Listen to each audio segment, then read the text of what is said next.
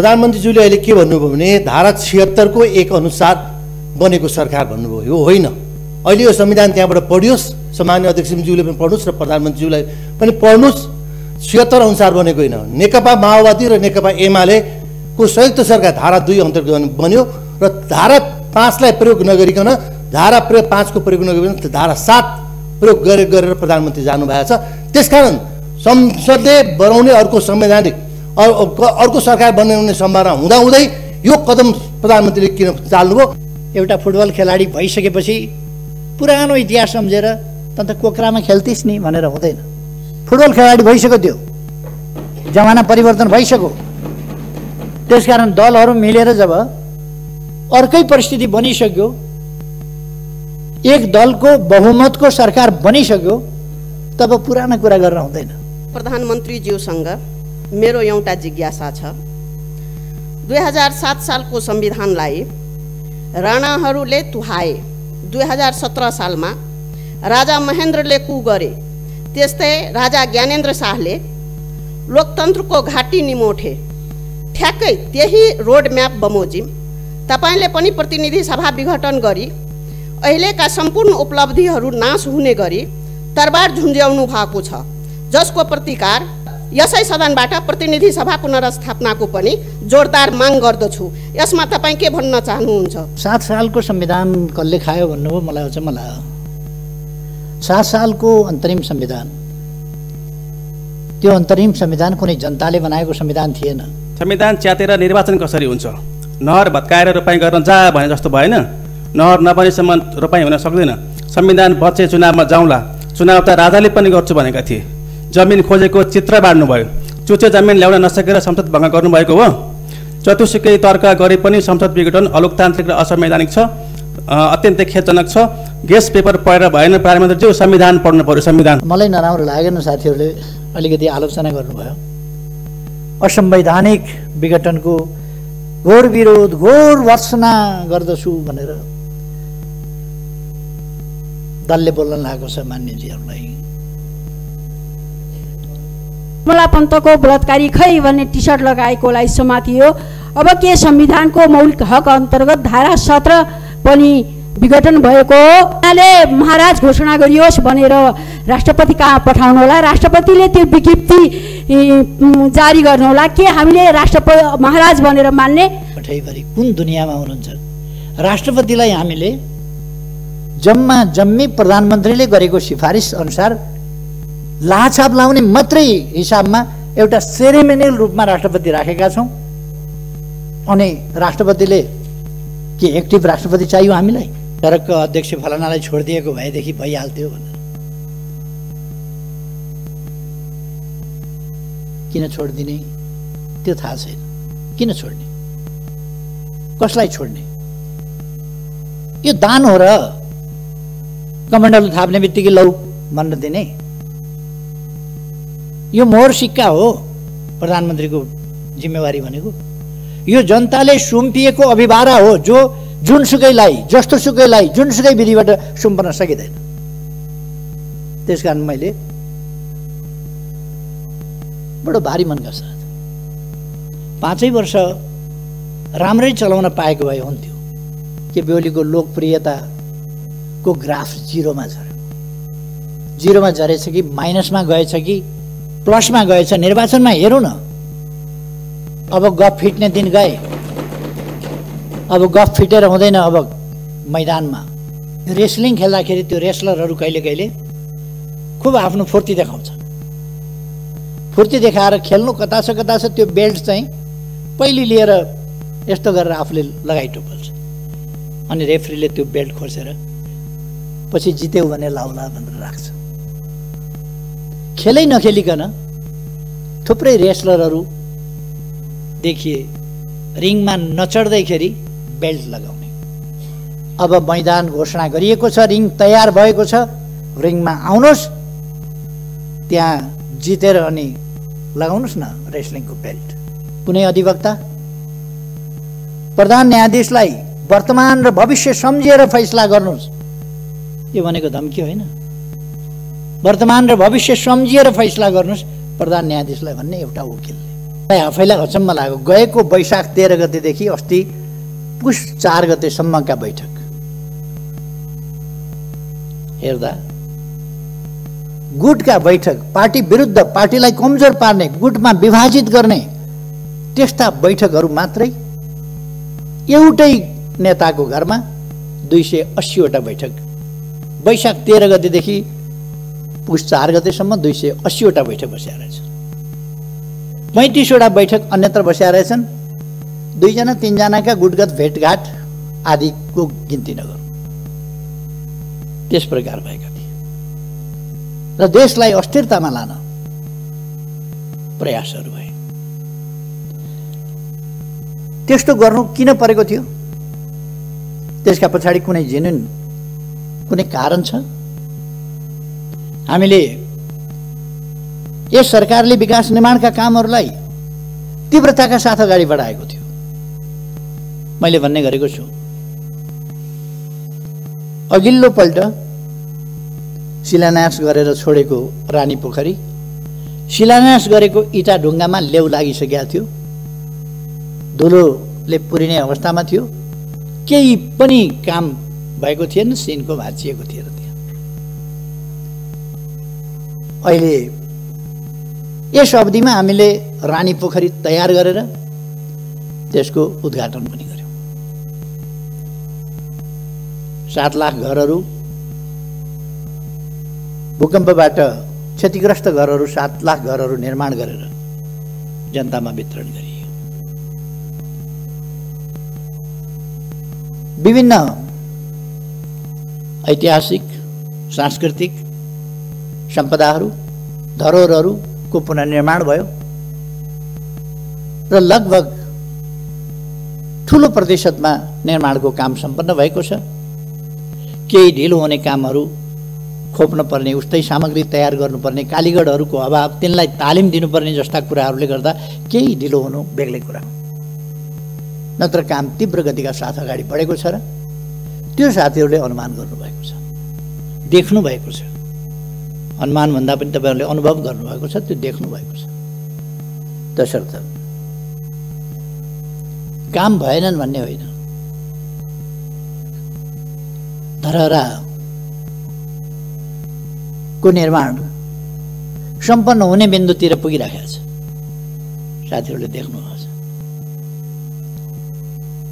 काठमाडौँको बाटाहरू, काठमाडौँ शहरको ब्युटिफिकेसन, सौन्दर्यीकरणदेखि लिएर अरू कामहरू देख्नुभएको छ। यस बीचमा यो सरकार बन्नभन्दा अगाडि तराईमा कहीँ पनि ढलको व्यवस्था थिएन। अहिले 100 किलोमिटर ढलको व्यवस्था गरिएको छ र तराईका सहरहरू सफा राख्ने काम भएको छ। विराटनगर, जनकपुर, अनेक सहरहरूमा ढलको कामहरू विस्तार भएको छ। गएको आर्थिक वर्षमा मात्रै लगभग 6000 हेक्टर जमिनमा थप सिँचाइको प्रबन्ध भएको छ। विद्युतीकरण 92% भन्दा बढी विद्युतीकरण भएको छ विभिन्न ढङ्गले। सडकहरू गएको एक आर्थिक वर्षको कुरा गर्ने हो भने कोभिडले 4 महिना, अन्तिमका 4 महिनाहरू कोभिडले बर्बाद गर्यो, तैपनि 979 किलोमिटर सडक कालोपत्र गएको वर्ष मात्रै भएको छ। जम्मा 4500 भन्दा बढी किलोमिटर कालोपत्र भएको छ।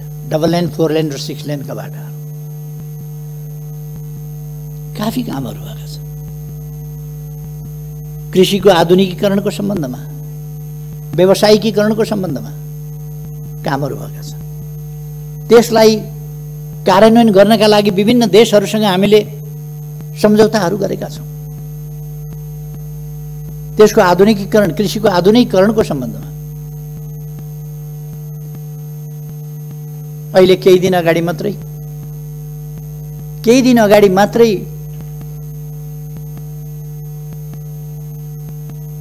ऊर्जा सचिवको नेतृत्वमा भारत गएको टिमबाट महाकाली नदीबाट गएको शारदा नहरबाट चाँदनी दोधारामा 10 क्युमेक्स पानी सिँचाइका लागि दिने जुन हामीले उहिले सहमति सम्झौता गरेका थियौँ, एकीकृत महाकाली सन्धिमा पारेर त्यसको अब कार्यान्वयन हुनका लागि 6 महिनाभित्र डिपिआर तयार गर्ने र 6 महिनाभित्र हेडवर्क सुरु गरेर अनि नहर सुरु गरेर चाँदनी दोधाराको सिँचाइ गर्ने भनेका छौँ। त्यहाँ हामीले चाँदनी दोधारामै सुक्खा बन्दरगाहको व्यवस्था गरेका छौँ। सुदूरपश्चिममा हामीले दैजीमा औद्योगिक क्षेत्र, बाँकीको कोलपुरभन्दा माथि 9 बस्तामा औद्योगिक क्षेत्र, यस्ता थुप्रै औद्योगिक क्षेत्रहरू हरेक प्रदेशमा औद्योगिक क्षेत्रहरूको विस्तार र निर्माण त्यो गरिएको छ। यी कुरा सबैलाई थाहा छ। शिक्षाको क्षेत्रमा, स्वास्थ्यका क्षेत्रमा कति प्रगति भएको छ भन्ने कुरा सबै साथीहरूलाई थाहा छ। अहिले भर्ना दर कति पुगेको छ यो पनि साथीहरूलाई थाहा छ। अहिले ड्रप आउट, विद्यालयबाट बाहिरिनेको सङ्ख्या कसरी घटेको छ त्यो पनि थाहा छ। छात्रा र छात्राहरूको अनुपात बराबरीको स्थितिमा पुगेको छ। यो साधारण सामाजिक जागरणको क्षेत्रमा, उत्थानको क्षेत्रमा, जेन्डर इक्वालिटीको सन्दर्भमा वा सामाजिक न्यायको सन्दर्भमा, सामाजिक समानताको सन्दर्भमा यो सानो उपलब्धि होइन। पिछडिएका क्षेत्रहरू, पिछडिएका जाति समुदायका बालबालिकाहरूको पढाइ, यसमा के परिवर्तन आएको छ र त्यस सम्बन्धमा सरकारले के गरेको छ भन्ने कुरा सबैलाई थाहा छ।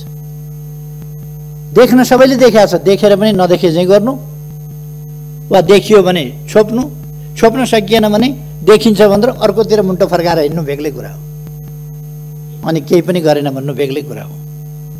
तर कामहरू भएका छन्, असाधारण ढङ्गले काम भएको छ, ऐतिहासिक ढङ्गले काम भएको छ, द्रुततर गतिमा काम भएको छ। यसरी काम नेपालमा यसभन्दा अगाडि कहिले पनि भएको थिएन।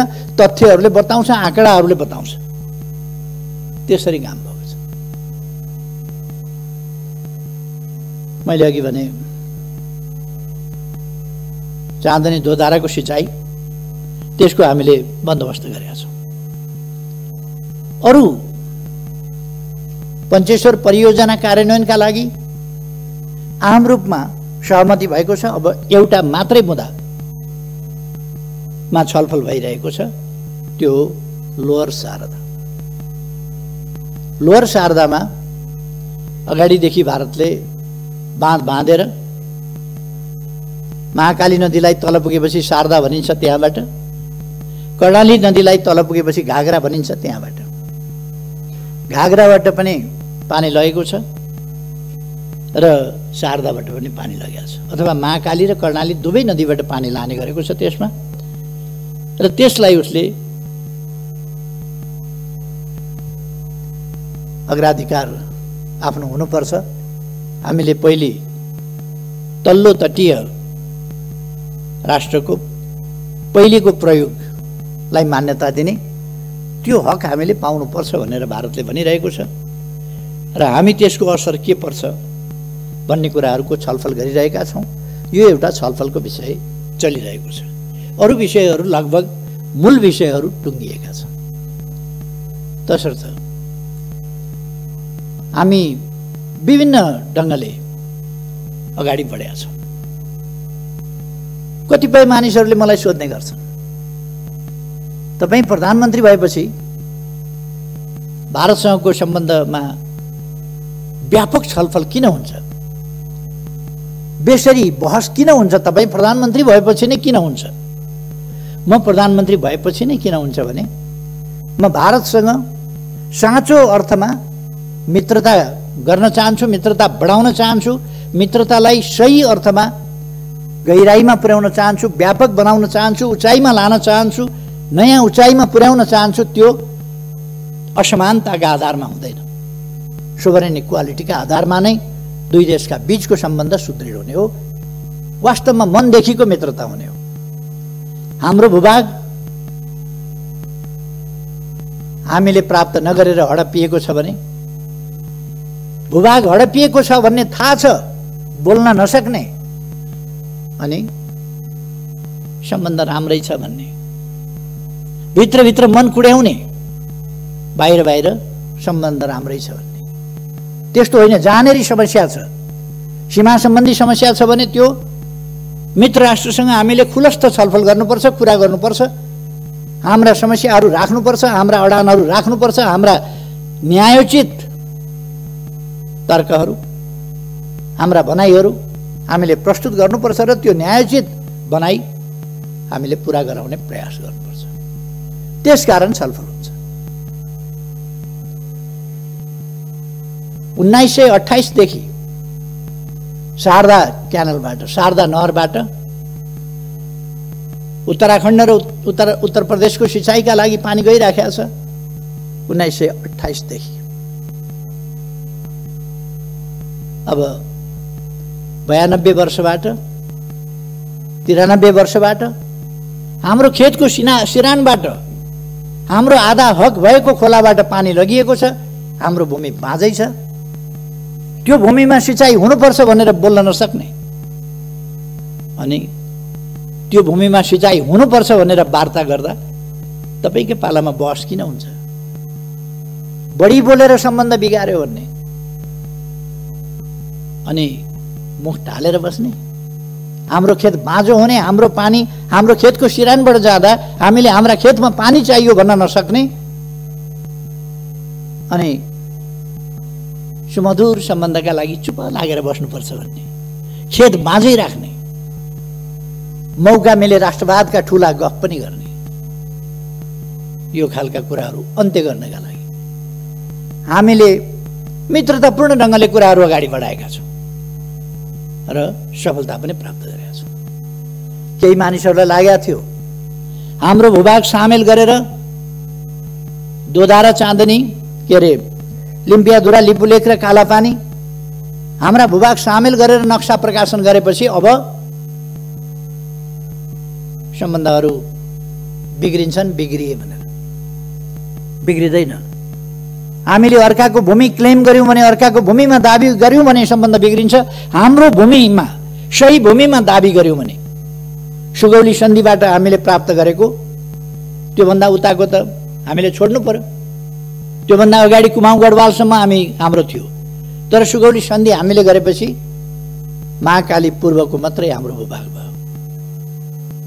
1816 देखि त्यही पनि त्यसपछि 146 वर्षसम्म हामीले त्यसलाई भोगचलन गरिरहेका थियौँ। 146 वर्षसम्म भोगचलन गरेका थियौँ। तर गत 58 वर्षदेखि हाम्रो भूभाग भारत र चीनको लडाईँका बेला भारतीय फौज कालापानीमा आएर बसेपछि नेपालका शासकहरूले बोल्न सकेनन्। लिपुलेख र लिम्पियाधुरा त्यसको पारिपट्टि पर्यो, कालापानीमा फौज छ। त्यसो भएर हामीले सुगौली सन्धि भन्दा पछि 146 वर्षसम्म हामीले उपभोग गरेको हाम्रो भूभाग हाम्रो नक्साबाट पनि गायब गरिएको थियो। त्यसकारण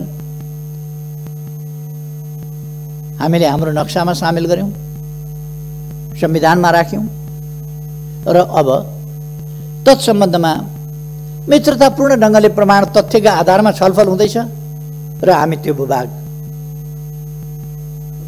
कायम गरेर छोड्छौँ। हाम्रो स्वामित्वमा, हाम्रो अधीनमा, नक्सामा मात्रै होइन, व्यवहारमा हाम्रो भूमि हामी कायम गरेर छोड्छौँ। कतिलाई त्यसले छटपटी भयो, नक्सा छापियो, भूभाग सामेल गरेर आफ्नो वास्तविक भूमि सामेल गरेर नक्सा छापियो। त्यो नक्सा छापिएपछि संविधान संशोधन भयो। हाम्रो निशान छापमा त्यसलाई सामेल गरियो, संविधानको अङ्ग बनाइयो। यी सबै कुराले कतिपयलाई छटपट्यो। पहिलोपल्ट संविधान जारी गर्न पहल गरे बापत संविधान दृढतापूर्वक जारी गर्न अगुवाई गरे बापत, त्यस बापत लगाइएको नाकाबन्दीको दृढतापूर्वक सामना गरे बापत एउटा देश बेष्टित नेपाललाई अर्कोतिरबाट पनि यातायात र पारवहनको सन्धि गरेर भूपरिवेष्टित होइन, भूजडित देशको रूपमा परिवर्तन गरेपछि, माथि उठाएपछि उत्तरी सिमानाका पनि थुप्रै नाकाहरू खोलेर हाम्रो उत्तरी क्षेत्रको जनजीवनलाई सहज सरल बनाउने अभियान सुरु गरेपछि, यस्ता थुप्रै कामहरू भएपछि हामीले रेल, पानी जहाज, जलमार्ग आदि समेतको उपभोग गर्ने भएपछि,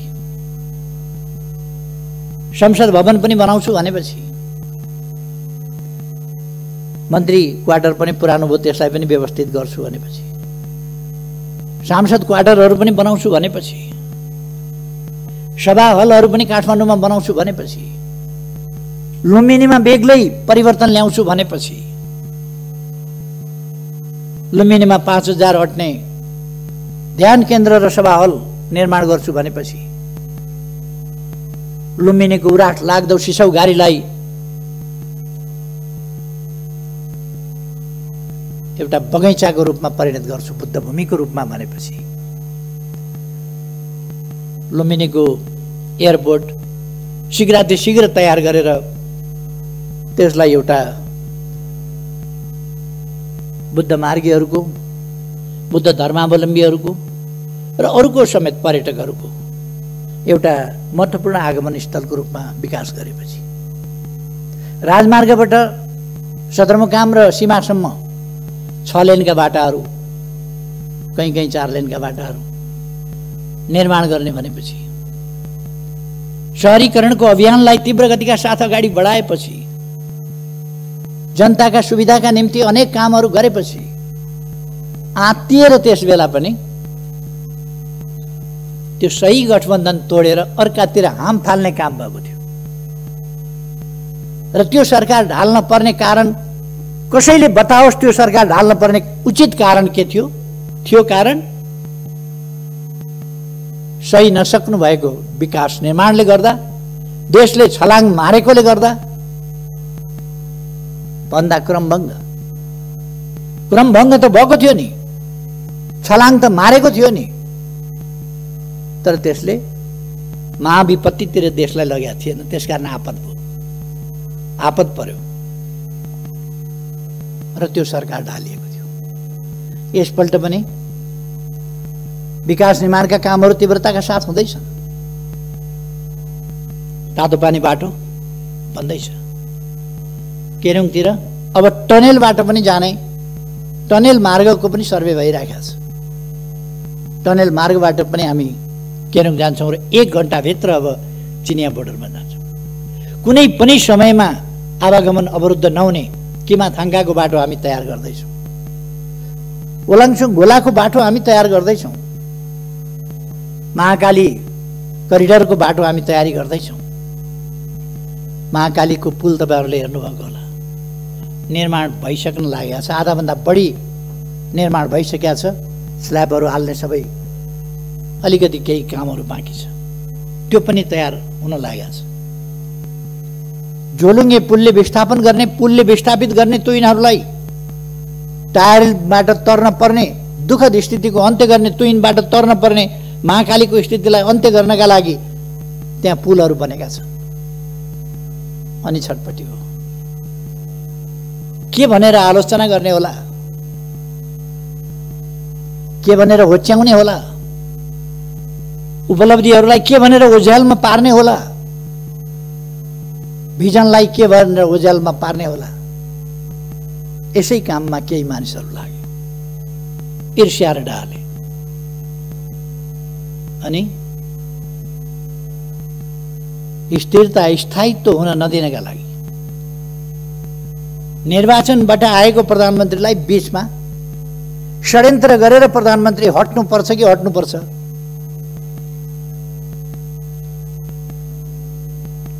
म धेरै केही नभनौँ, मैले नै दिएका अवसरहरूको दुरुपयोग गरेर कोही सिंह बनाइदियो, सिंहले आफैलाई झम्टिने स्थिति, त्यो सिर्जना गर्ने त्यस प्रकारको अवस्था बन्यो। वास्तविक स्थिरता के हो? वास्तविक स्थायित्व के हो? कथम कदाचित सरकार बन्न सकेन भने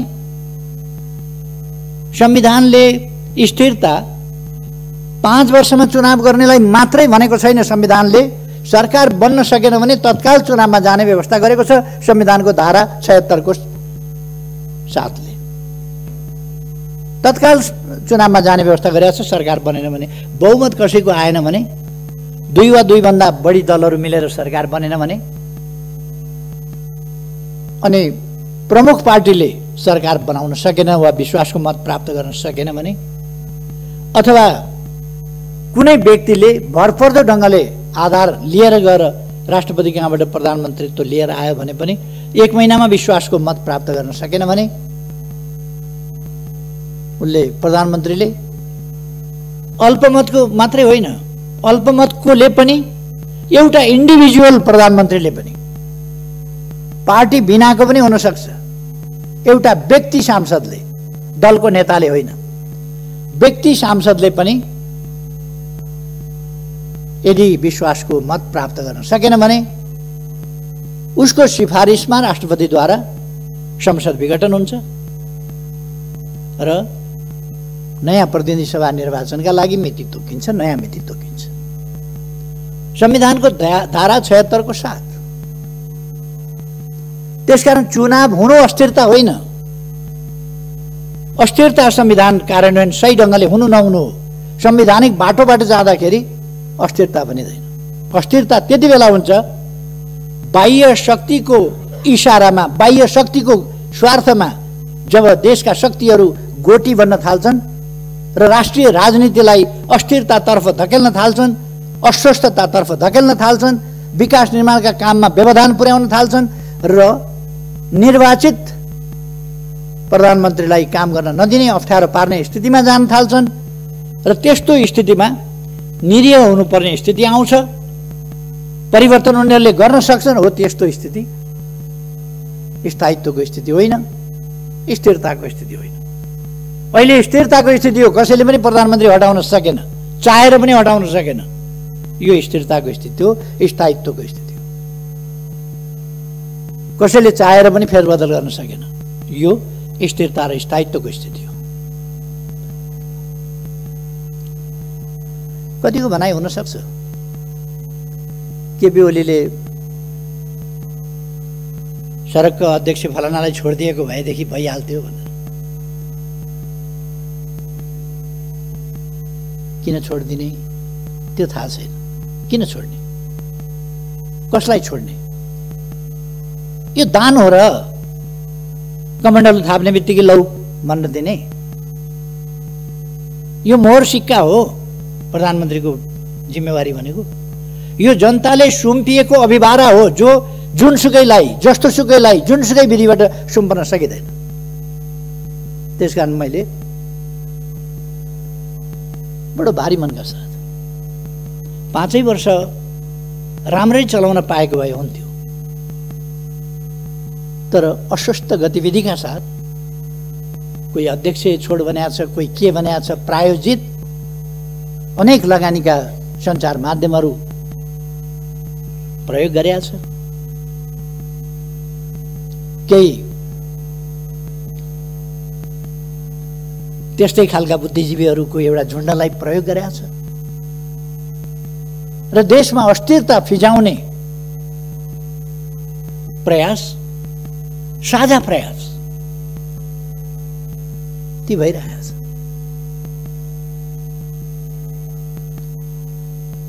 तपाईहरु यसै हेर्न सक्नुहुन्छ।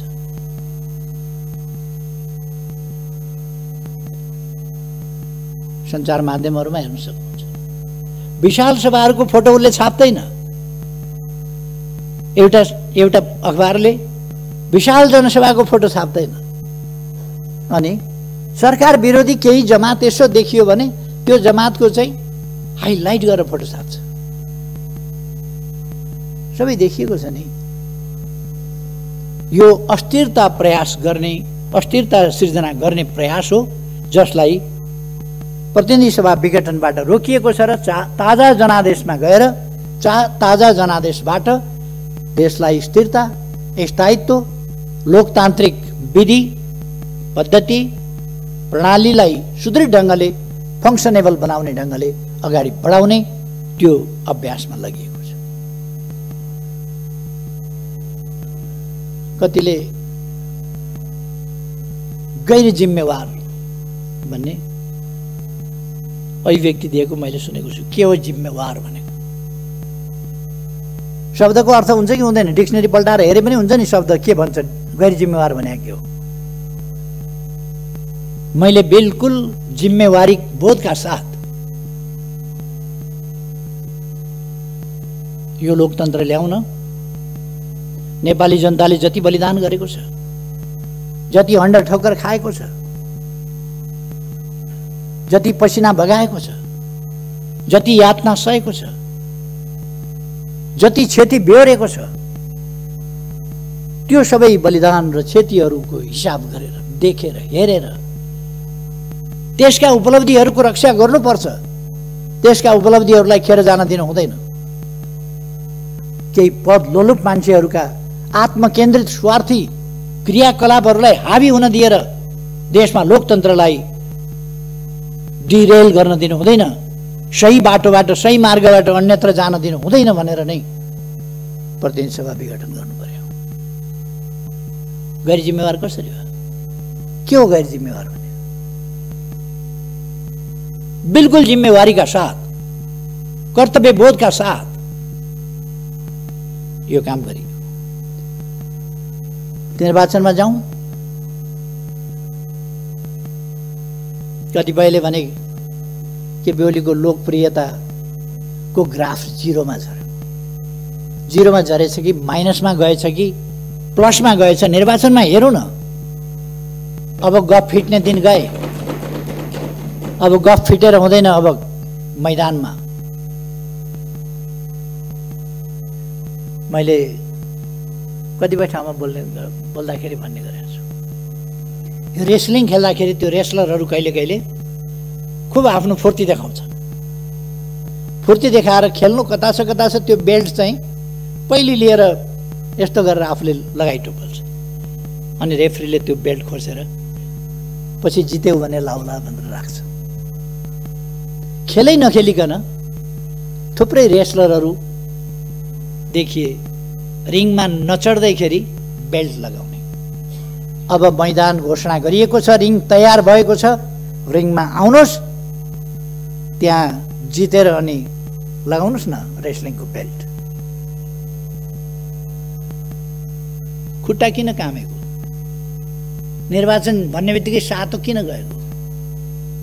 जनताका बीचमा जाने भन्ने बित्तिकै, ताजा जनादेश लिने भन्ने बित्तिकै अन्त कहीँ जाने भनेको त होइन नि।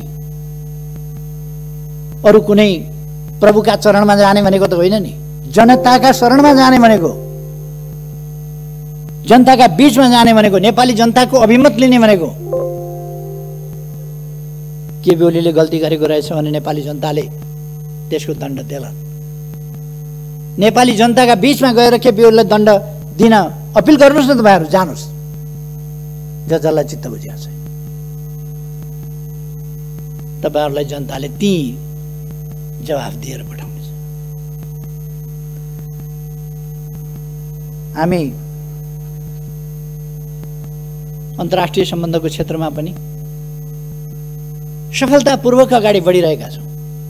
हाम्रा दुई छिमेकी मित्र राष्ट्रहरूसँगको हाम्रो सम्बन्ध गहिरो, सबल र सुदृढ बनाएका छौँ। हामीले नयाँ उचाइमा पुर्याएका छौँ। हामीले उपलब्धिका साथ उचाइमा पुर्याएका छौँ हामीले।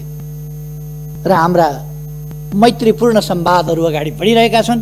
समस्या समाधानको दिशामा अगाडि बढिरहेका छन्। उपलब्धिका साथ अगाडि बढिरहेका छन्। र हामी कहीँ कतै समस्याहरू देखा परे भने तिनको संवादबाट, वार्ताको माध्यमबाट समाधान गरिरहेका छौँ। अनि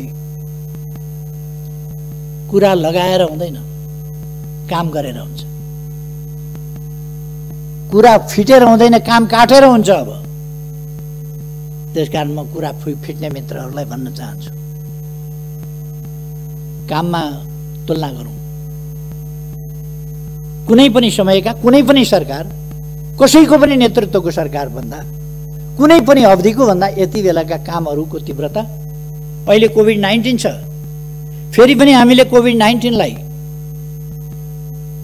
अहिले पनि हामी सोसल डिस्टेन्स मेन्टेन गरेर बसिरहेका छौँ।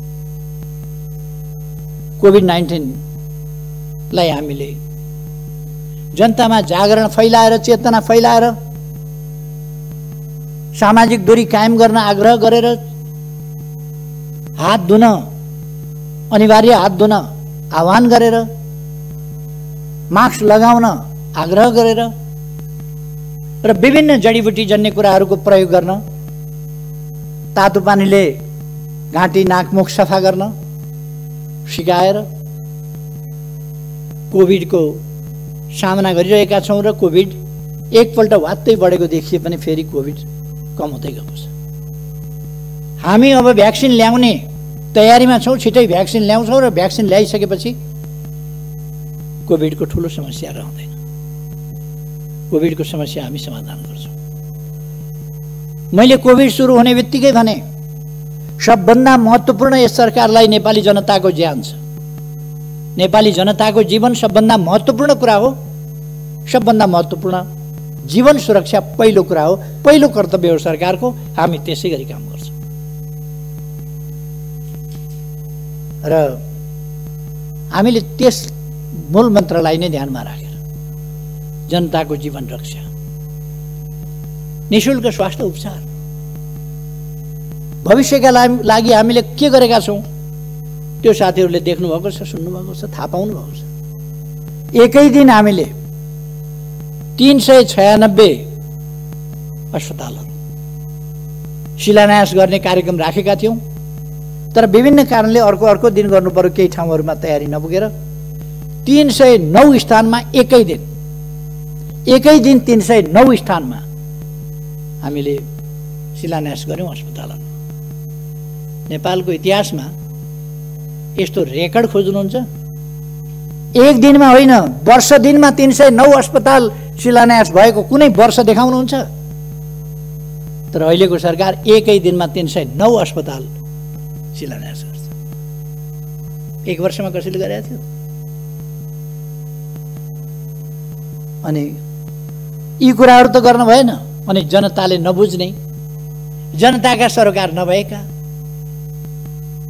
विधि पद्धति के बुझ्ने जनताले? पद्धति न पद्धति लाउन हुन्छ न पद्धति खाना हुन्छ। बिचरा जनतालाई सुनाइदिएछ विधि पद्धति। रोजगारीका कुरा गरौँ, गरिबी हटाउने कुरा गरौँ, खानाका कुरा गरौँ, वस्त्रका कुरा गरौँ, आवासका कुरा गरौँ, छोराछोरी पढाउने कुरा गरौँ, बिरामी हुँदा उपचार गराउने कुरा गरौँ, जनताका अधिकारका कुरा गरौँ, समानताका कुरा गरौँ, हिमाल पहाड तराई सबै क्षेत्रको उत्थानका कुरा गरौँ, पूर्व पश्चिम मेची महाकाली सबै ठाउँको उत्थानका कुरा गरौँ, सबै जातिका सबै भाषा बोल्ने, सबै आस्था विश्वासका जनता, सबै पेशा व्यवसायका जनताको उत्थानको कुरा गरौँ।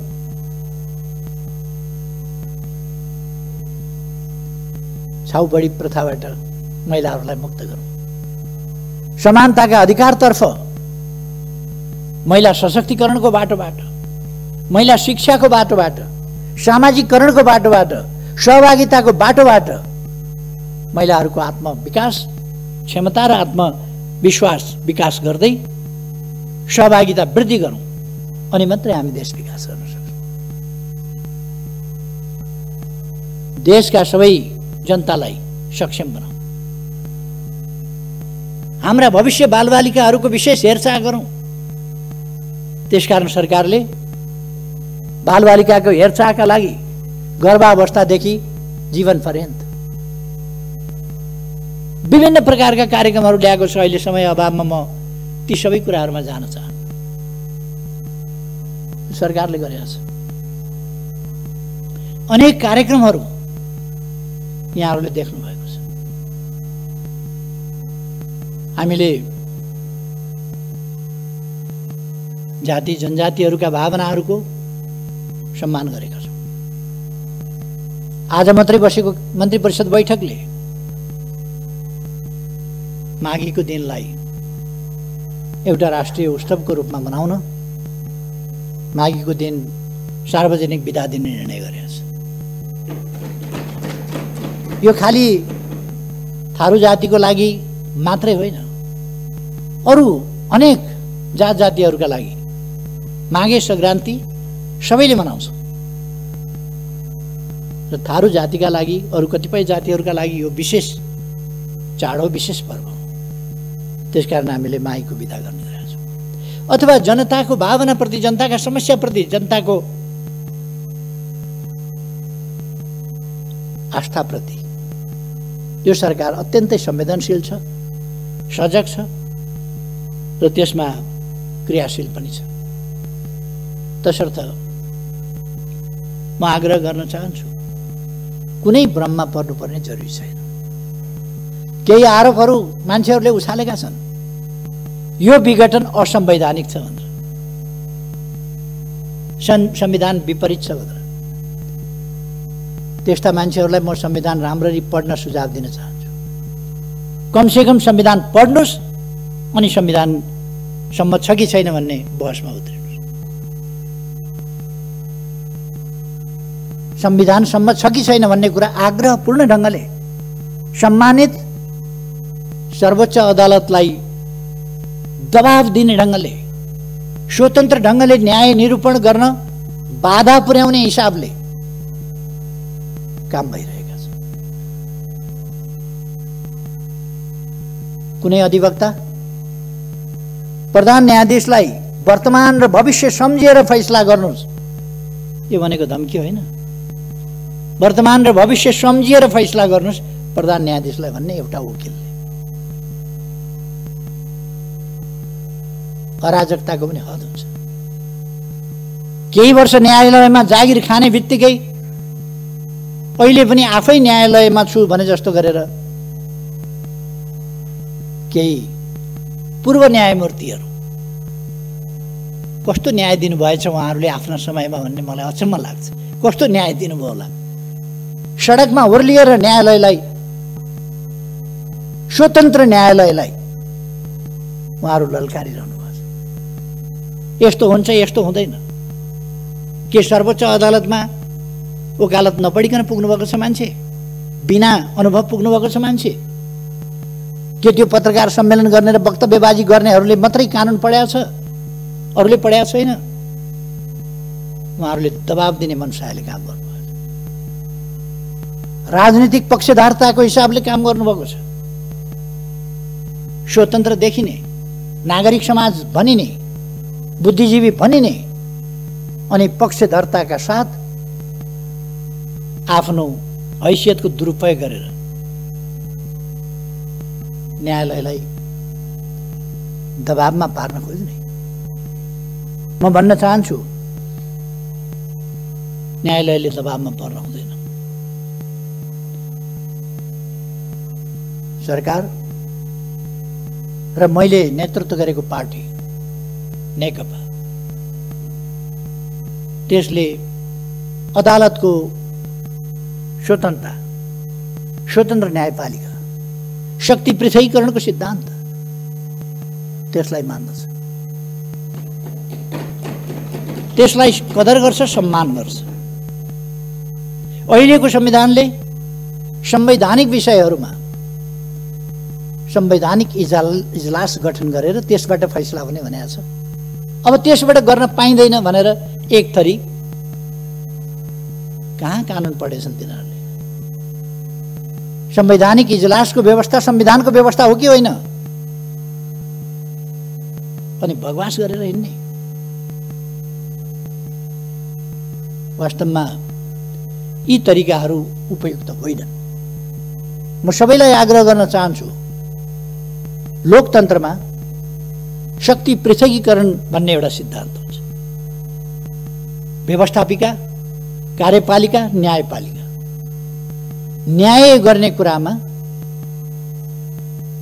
वकालतनामा गरेका वकिलहरूले, वकालतनामा भरेका वकिलहरूले बहस गर्नु अदालतले मागेका, अदालतका सहयोगीको रूपमा मागेका एमिकस क्युरीले बहस गर्नु, सरकारी वकिलले बहस गर्नु, स्वतन्त्र अधिवक्ताहरूले बहस गर्नु एउटा कुरा हुन्छ। न्याय गर्ने कुरामा त्योभन्दा पृथक ढङ्गले अदालतलाई दबाब दिने खालका गरेका वकिलहरूले, वकालतनामा भरेका वकिलहरूले अझ अदालतले सडकबाट फैसला। जितेन्द्र देव।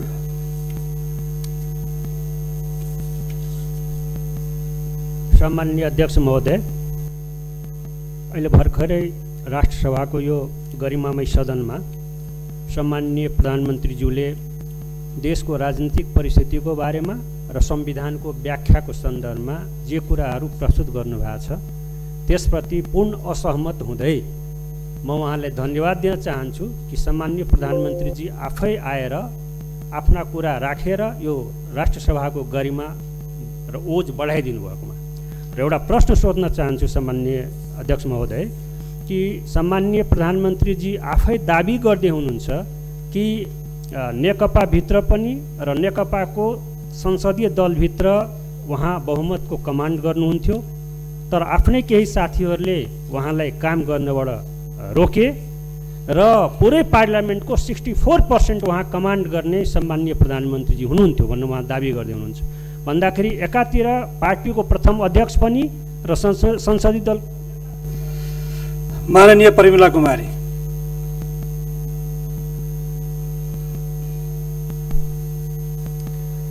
सम्माननीय अध्यक्ष महोदय, सम्माननीय प्रधानमन्त्रीज्यूसँग मेरो एउटा जिज्ञासा छ। 2007 सालको संविधानलाई राणाहरूले तुहाए। 2017 सालमा राजा महेन्द्रले कु गरे, त्यस्तै राजा ज्ञानेन्द्र शाहले लोकतन्त्रको घाँटी निमोठे। ठ्याक्कै त्यही रोड म्याप बमोजिम तपाईँले पनि प्रतिनिधि सभा विघटन गरी अहिलेका सम्पूर्ण उपलब्धिहरू नाश हुने गरी गणतन्त्र, संघीयता, समावेशिता र धर्मनिरपेक्षतामाथि तरबार झुन्ज्याउनु भएको छ, जसको प्रतिकार सडक र सदन दुवै ठाउँबाट भइरहेको अवस्था छ। त्यसैले नै यहाँले सदन बन्द गर्न खोज्नु भएको हो र हामी राष्ट्रसभाका सदस्यहरू सदन बन्द होस् भन्ने पक्षमा छैनौँ र यसै सदनबाट प्रतिनिधि सभा पुनर्स्थापनाको पनि जोरदार माग गर्दछु। यसमा तपाईँ के भन्न चाहनुहुन्छ जान्न चाहन्छु। धन्यवाद। माननीय रमेश रायमाझी। महोदय, हजुर महोदय मार्फत सम्माननीय प्रधानमन्त्रीज्यूलाई प्रश्न राख्न चाहन्छु। यो नेपालको संविधान मैले केही सदनबाट सम्माननीय अध्यक्षज्यू मार्फत प्रधानमन्त्रीमा पुगोस् भनेर प्रधानमन्त्रीज्यूले अहिले के भन्नुभयो भने धारा 76 को 1 अनुसार बनेको सरकार भन्नुभयो। यो होइन। अहिले यो संविधान त्यहाँबाट पढियोस्, सम्माननीय अध्यक्षज्यूले पनि पढ्नुहोस् र प्रधानमन्त्रीज्यूलाई पनि पढ्नुहोस्। 76 अनुसार बनेको होइन। नेकपा माओवादी र नेकपा एमालेको संयुक्त सरकार धारा 2 अन्तर्गत बन्यो र धारा 5 लाई प्रयोग नगरिकन, धारा 5 को प्रयोग नगरिकन धारा 7 प्रयोग गरेर प्रधानमन्त्री जानुभएको छ। त्यसकारण संसदले बनाउने अर्को संवैधानिक अर्को सरकार बनाउने सम्भावना हुँदाहुँदै यो कदम प्रधानमन्त्रीले किन चाल्नुभयो, असंवैधानिक हो भनेर हामीले भनेको। यसमा म प्रश्न गर्न चाहन्छु। धन्यवाद। जय नेपाल। माननीय प्रकाश पन्त। महोदय, अध्यक्ष महोदय मार्फत प्रधानमन्त्रीले मेरो प्रश्न छ। मृत्यु पर्यन्त आँखा दान गरेको यो त मर्ने चिज रहेछ भनेर त्यसलाई मारेरै आँखा निकालियो। संसदको विघटन पनि यस्तै भयो। संविधान च्यातेर निर्वाचन कसरी हुन्छ? नहर भत्काएर रोपाइँ गर्न जा भने जस्तो भएन। नहर नबनेसम्म रोपाइँ हुन सक्दैन। संविधान बचे चुनावमा जाउँला, चुनाव त राजाले पनि गर्छु भनेका थिए। जमिन खोजेको चित्र बाँड्नुभयो। चुचे जमिन ल्याउन नसकेर संसद भङ्ग गर्नुभएको हो। चतुसुकै तर्क गरे पनि संसद विघटन अलोकतान्त्रिक र असंवैधानिक छ, अत्यन्तै खेदजनक छ।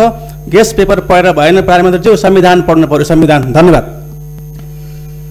माननीय सदस्यहरू, अब म सम्माननीय प्रधानमन्त्री केपी शर्मा ओलीलाई माननीय सदस्यहरूले उठाउनुभएका जिज्ञासाका सम्बन्धमा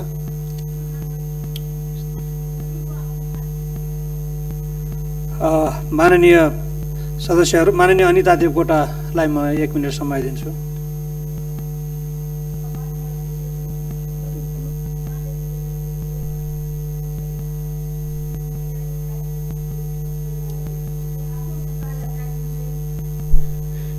सम्मानीय अध्यक्षज्यू, संविधानले दिँदै नदिएको असंवैधानिक कार्यको म घोर भर्त्सना गर्न चाहन्छु।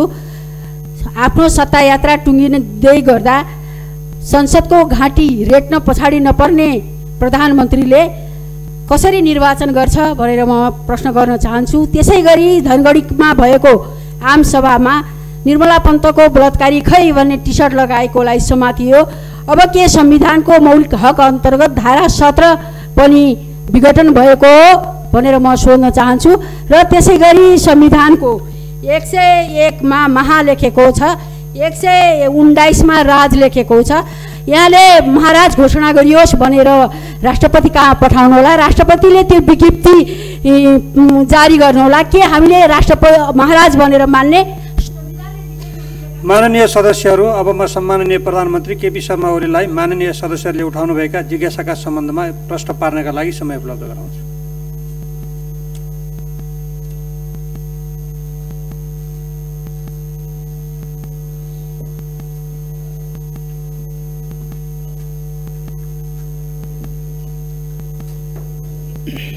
सम्माननीय अध्यक्ष महोदय, सबभन्दा पहिले त म माननीय सदस्यज्यूहरू जसले प्रश्न गर्नुभयो, सक्रिय सहभागिता जनाउनुभयो, त्यसका लागि धन्यवाद भन्न चाहन्छु। मान्यज्यूहरूलाई म बहुतै आदर सम्मानका साथ भन्न चाहन्छु। केही इतिहासका कुरा पनि ल्याउनुभयो। 7 सालको संविधान कसले खायो भन्नुभयो, मलाई अचम्म लाग्यो। 7 सालको अन्तरिम संविधान, त्यो अन्तरिम संविधान कुनै जनताले बनाएको संविधान थिएन। त्यस बेला राजाबाट घोषणा गरिएको संविधान थियो। त्यसलाई पछि राजाबाटै दिइएको, नेपाली कांग्रेस समेतको सहमतिमा दिइएको 15 सालको संविधान, जहाँ राजाले संसद विघटन गर्न पनि पाउने, सरकार विघटन गर्न पनि पाउने, जे पनि गर्न पाउने, त्यो संविधान प्रति समरण, त्यसलाई संशोधन, खारेजी, जे पनि गर्न पाउने अधिकार थियो। र अर्को धारामा अरू सबै धाराहरू संशोधन हुन सक्ने, तर महाराज धिराजका त्यस्ता अधिकारहरू रहेको, जे पनि गर्न पाउने अधिकार रहेको धारा, संविधान खारिज गर्न पाउने, संसद विघटन गर्न पाउने, सरकार विघटन गर्न पाउने, आफ्नै हातमा शासन लिन पाउने, जे पनि गर्न पाउने स्वेच्छाचारी धारा चाहिँ श्री 5बाट पनि संशोधन गर्न सकिने छैन भन्ने व्यवस्था गरेका थियो। नेपाली कांग्रेसले दुर्भाग्यवश त्यो संविधान मानिदियो। त्यसै कारण धारा 55 अनुसार 17 सालमा कु भएको थियो।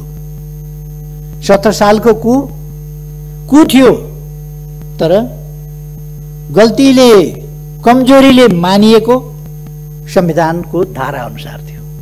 मैले दुःखका साथ भन्नुपर्छ, हामी सबैले त्यस्ता कुराहरूबाट शिक्षा लिनुपर्छ। मलाई नराम्रो लागेन साथीहरूले अलिकति आलोचना गर्नुभयो। असंवैधानिक विघटनको घोर विरोध, घोर भर्त्सना गर्दछु भनेर दलले बोल्न लागेको छ मान्यजीहरूलाई। अब आफ्नै बोली पनि खास नभएको हुँदाखेरि दलहरूका आफ्ना आफ्ना विचार हुन्छन्, त्यसमा मैले खासै केही भनिरहनु पर्ने छैन। दलको अडान राख्नुभयो, धन्यवाद छ साथीहरूलाई। त्यसले कस्तो हल्ला फिजाइँदै रहेछ देशमा, कस्ता प्रचार गरिँदै रहेछ देशमा भन्ने कुरा सरकारलाई थाहा हुन्छ, जानकारी हुन्छ। प्रधानमन्त्रीको हिसाबले मलाई पनि जानकारी हुन्छ, त्यसले लाभ नै पुग्छ भन्ने मलाई लाग्छ।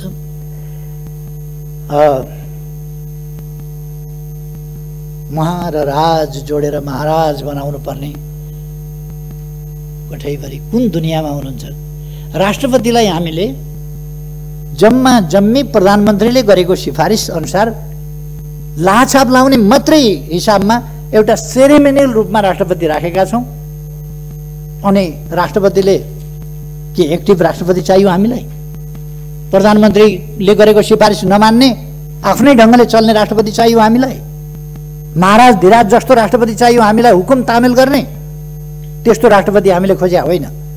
हामीले खोजेको सम्मानित राष्ट्रपति भनेको सेरेमोनियल राष्ट्रपति, जसले सम्मानित संस्थाको रूपमा, संविधानको रक्षक र पालकको रूपमा मर्यादामा बसेर काम गर्छ, त्यस्तो राष्ट्रपति खोजिया हो।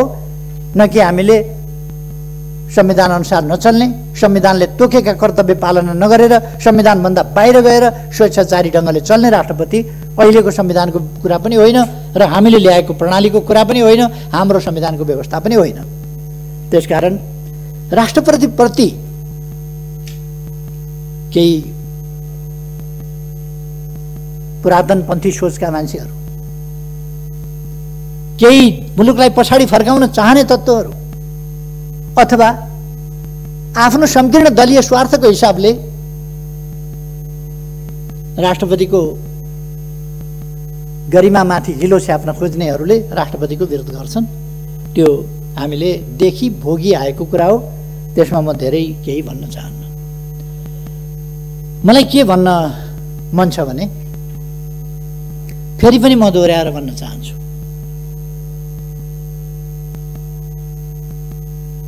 यो सरकार संविधानको धारा 76 को उपधारा 1 अनुसार बनेको होइन भन्नु। फागुन 3 गते भन्दा त्यस रूपमा बनेको होइन। फागुन 14 गते विस्तार हुँदा त्यस रूपमा विस्तार भएको होइन। चैत 2 गते पूर्णता प्राप्त गर्दा पनि त्यस रूपमा भएको होइन। त्यति बेला 2 वा 2 भन्दा बढी सरकारकै हिसाबले थियो। तर जब 2 पार्टीहरू मिलेर एउटै संसदीय दलको नेता छाने, 2 पार्टी मिलेर एकीकरण भएर एउटै पार्टी बनेर बहुमतको सरकार बनाए, त्यो सरकार बहुमतको सरकारमा परिणत भयो, संविधानको धारा 76(1) को सरकारमा परिणत भयो। अब एउटा फुटबल खेलाडी भइसकेपछि पुरानो इतिहास सम्झेर त कोक्रामा खेल्थिस् नि भनेर हुँदैन। फुटबल खेलाडी भइसक्यो, त्यो जमाना परिवर्तन भइसक्यो। त्यसकारण दलहरू मिलेर जब अर्कै परिस्थिति बनिसक्यो, एक दलको बहुमतको सरकार बनिसक्यो, तब पुरानो कुरा गर्न हुँदैन। त्योभन्दा अगाडि भन्ने हो भने चुनाव लडिरहेका बेला मैले नेतृत्व गरेको दल विपक्षमा थियो, त्यस बेलाका कुरा गरेर हुन्छ। अहिले समय गतिशील छ, परिवर्तनशील छ। त्यसअनुसार नै चुनावी तालमेलका साथ लडियो, चुनावी गठबन्धनको बहुमत बन्यो, त्यसकारण गठबन्धनको बहुमतको सरकार बनाइयो। त्यसपछि दुईटै दलहरू मिलेर एउटा दल बन्यो, एकै दलको बहुमतको सरकार बन्यो। त्यसकारण त्यो एकै दलको बहुमतको सरकार होइन र त्यो। अब यसमा पनि तर्कलाई कुतर्कतिर लान मिल्छ। त्यसकारण यो एउटै दलको बहुमतको सरकार हो र एकै दलको बहुमतको सरकार भएको हुनाले धारा 76 को उपधारा 1 बमोजिमको हो। त्यसपछि अरू विकल्प रहेनन्। मैले संसद विघटनको सिफारिस गर्दासम्म म सर्वसम्मत बहुमत प्राप्त दलको संसदीय दलको नेता हुँ, सर्वसम्मत नेता। कुरा त्यो हो। यसमा पनि अलमलमा पर्नु या भ्रममा पर्नु आवश्यक छैन भन्ने कुरा म निवेदन गर्न चाहन्छु साथीहरूलाई। यसमा भ्रममा नपर्नु। र मेरो सुझाव के छ सबै साथीहरूलाई भने, अब यो तर्क वितर्कमा लाग्न भन्दा तपाईहरुलाई त आनन्द छ, चुनाव लड्नु पर्दैन। तर यस राष्ट्रिय सभाको गरिमामय अवसर मैले जो बोल्ने पाएको छु, त्यसबाट म चुनाव लड्नेहरूलाई भन्न चाहन्छु, राष्ट्रिय सभामा त ठिकै छ, तपाईहरु त स्थायी संसद भएको हुनाले, स्थायी सभा भएको हुनाले राष्ट्रिय सभा त चल्छ। प्रतिनिधि सभावाला साथीहरू, अरू तमाम मान्छेहरू, यहाँहरू पनि आफ्नो आफ्नो दलको तर्क गर्ने भन्दा पनि चुनावको तयारीमा लाग्नुहोस् आफ्नो आफ्नो दलको भन्ने मेरो सुझाव छ।